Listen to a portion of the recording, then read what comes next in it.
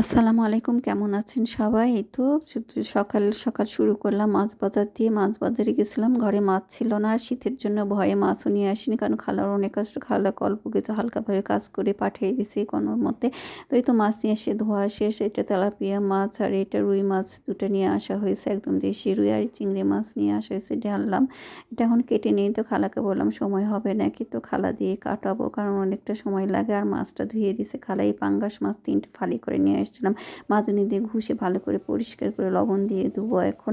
মানে খালা ধুয়ে দেওয়ার পরও আমি ভালো করে পরিষ্কার করে অনেক সময় করে ধুয়ে নিয়ে, ওই জন্য মাছটা নিয়ে আসলে অনেক দেরি হয়ে যায়। সব কিছু তো তেলাপিয়া মাছ, একটু পাঙ্গাস মাছ আর রুই মাছ মেখে রাখছে। আর এদিকে খালা চিংড়ি মাছটা কেটে দিচ্ছে।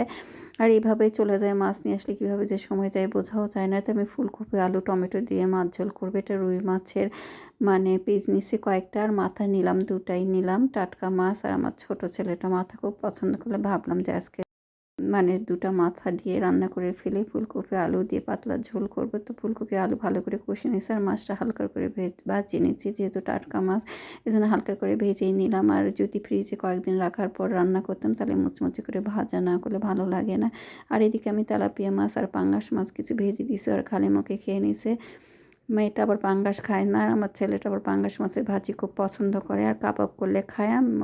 আমার মেয়েটাও কাবাবটা খুব সুন্দর করে বানায়, মানে ওর হাতে এগুলো মাখা মুখা ভালো হয়, খুব যত্ন করে বানায়। আমার দ্বারা হয় না, আমার এগুলো ভালো লাগে না। আমার যেগুলো খেতে হবে সেগুলো করি, যেগুলো করতে হবে করি। তো আর রুই মাছটা রান্না প্রায় হয়ে গেছে, ঝোল দিয়ে দিচ্ছি। আমি চিংড়ি মাছের ভুনা করবো। চিংড়ি মাছ কাটা শেষ, ধোয়া শেষ। চিংড়ি মাছ ইলিশ মাছ তো ভালো করে না ধুলেও হয়, মানে এগুলো পরিষ্কারই থাকে। আর অন্যান্য মাছের ভালো করে পরিষ্কার না করলে কেমন একটা গন্ধ গন্ধ লাগে, দেখতেও ভালো লাগে না। এই জন্যই। আর চিংড়ি মাছটা সুন্দর করে ধোয়া শেষ, তো আমি ভাবলাম একটু টমেটো দিয়ে ভুনা করে ফেলি।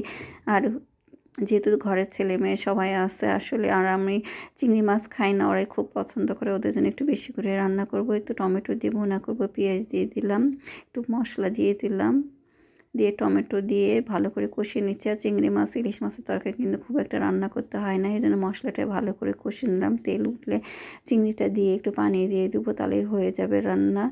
দেখে নিলাম লবণটা হয়েছে নাকি, তো ভাবলাম যে লবণটা হয়ে গেছে। আর যেহেতু টক টক এখানে মিষ্টি, আমি সবসময় সস দিয়ে রান্না করি, একটু মিষ্টি মিষ্টি ভাব, কিন্তু আজকে সস দেবো না, একটু ঝাল ঝাল করবো, যেহেতু শীতের সময় একটু ঝাল ঝাল তরকারি ভালো লাগে। আর একটু কাঁচামরিচে ফালি দিয়ে দেবো, তাহলে রান্না হয়ে যাবে। হালকা করে পানি দিয়ে ঢেকে দেবো। রান্না সবচেয়ে চিংড়ি মাছ ইলিশ মাছ মনে হয় রান্না সহজ। আর তার সাথে ফার্মের মুরগিগুলো, সাদা মুরগি যেটা বলে, এটা রান্না করতেও সময় লাগে না, মানে এগুলো রান্না খুব সহজ। আর খুব সহজে সব কিছু দিয়ে রান্না করা যায়, অল্পতেই ভুনা করলেও সবাই পছন্দ করে, খাওয়া হয়ে যায়। এই জন্য একটা পদে এগুলো থাকলে আর চিন্তা করা লাগে না অন্য কিছু। তো রান্নাটা হয়ে গেছে, চিংড়ি মাছের ভুনা।